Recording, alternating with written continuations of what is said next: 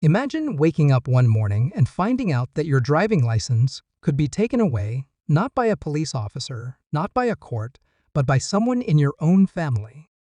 A son, a daughter, or even a relative could quietly report you, and before you fully understand what is happening, the state steps in and your right to drive is gone. This is not a rumor. This is not fear-based storytelling. Starting January 2026, new driving laws are changing how seniors are evaluated behind the wheel, and many older Americans have no idea how serious this really is. Today, I want to talk to you directly, especially if you are over 60 or if you still drive regularly. What I am about to explain could affect your independence, your daily routine, and your freedom more than you might expect. These new rules allow family involvement in ways that many seniors are not prepared for, and understanding them now can make a huge difference later. Before we continue, please take a moment to like this video and subscribe. It helps more seniors see information like this before it's too late. And if you know someone over 60 who still drives, sharing this video with them could genuinely protect their independence.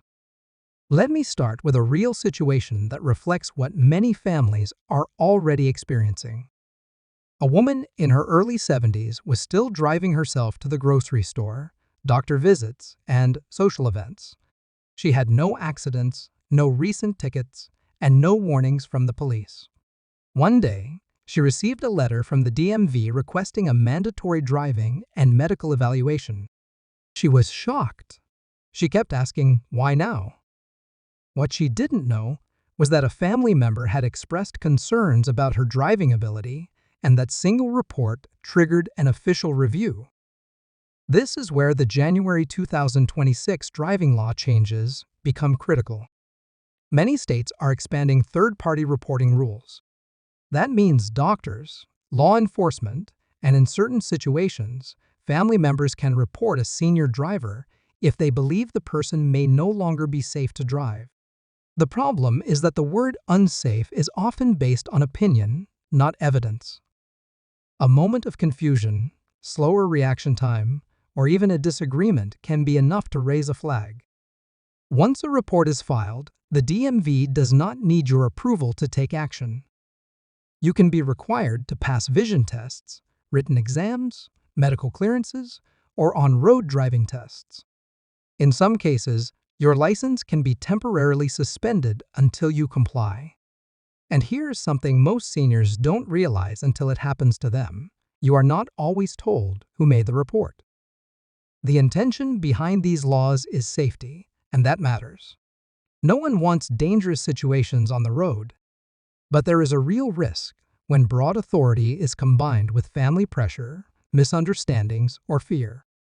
Adult children often worry, and sometimes that worry turns into control. In other cases, there may be financial or caregiving motives involved. And sometimes, families simply underestimate a senior's abilities. What makes the 2026 changes especially concerning is how quietly the process can begin. There may be no warning conversation, no family meeting, no opportunity for you to explain your side first. A concern is raised, paperwork is filed, and suddenly you are responding to the system instead of being part of the decision. Now let's talk about what you can do, because you are not powerless in this situation. The most important thing is preparation. Regular eye exams, updated medical records, and documented clean driving history matter more than ever. If your doctor believes you are fit to drive, ask them to note it clearly in your records. That documentation can be crucial if questions ever arise. It's also important to understand that you have rights. A request for evaluation is not the same as permanent license loss. You can appeal decisions, request hearings, and in many cases, bring medical evidence to support your ability to drive. Too many seniors assume that once the DMV contacts them, the decision is final. That is not true. Another key step is communication. As uncomfortable as it may feel, having open conversations with family members about your driving can prevent silent reports later.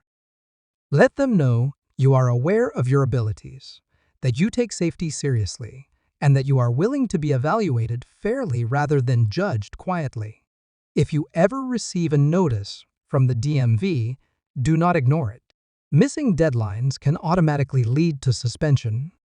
Respond promptly, keep copies of everything, and seek legal advice if needed. Early action often makes the difference between keeping your license and losing it. As January 2026 approaches, these laws will affect more seniors than ever before. Many people won't realize what's happening until they are already in the system. That's why conversations like this matter now, not later. If this information surprised you, or if it made you think about your own situation, I'd really like to hear from you. Leave a comment below and share your thoughts or experiences. Your comment might help another senior feel less alone. And please consider sharing this video with a friend, spouse, or family member who needs to understand these changes before they're affected. Your independence matters. Your voice matters. And staying informed is one of the strongest ways to protect both.